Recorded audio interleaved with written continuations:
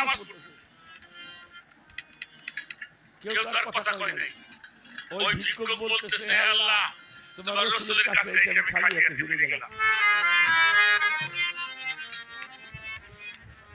মওলা আলী ছিল পাশের কাতারে সেজদায়, এই যে আঙ্গুলের মধ্যে একটা হিরোকে রাখতেছিল, এটা আস্তে আস্তে খুলছে, খুলে বাইর করে উনি ইশারা করছে দেখায়, সেজদায় আসার ইশারা করছে, এটা নিয়ে যা।